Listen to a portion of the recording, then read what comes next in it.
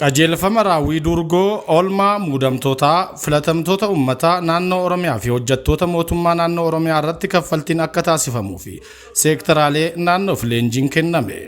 Muddee 27 bara 2018 qajeelfama raawwii durgoo oolmaa guyyaa muudamtoota mootummaa fi filatamtoota uummataa naannoo Oromiyaa lakkoofsa 30 muraa 2018 fi durgoo oolmaa hojjettoota mootummaa naannoo Oromiyaa lakkoofsa 31 muraa 2018 ba'e irratti ibsi kennameera.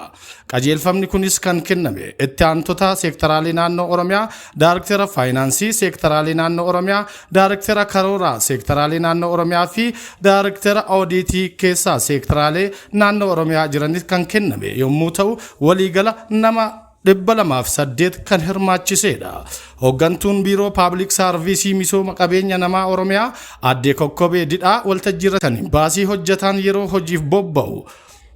madaalawaa waan hin taaneef mootummaan keenya qorannoo adda addaa irratti gaggeessuun durgoo oolmaa akka fooyya'uuf kan hojjete yommuu ta'u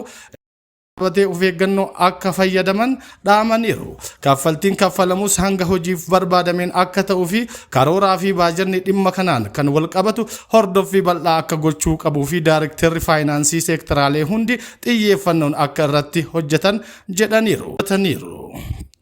Daayirektarri Karooraa fi Bobba'insa qabeenya namaa Bansaanii obbo Malkaamuu Fallaqaa leenjii kanarratti argamuudhaan dhimmoota qajeelfamichaan wal qabatu irratti akkaataan raawwii isaa qajeelfamichaa hordofuun of eeggannoo fi qisaasama irraa bilisaa gochuun qulqullinaan akka itti hojjetanis dhaamaniiru.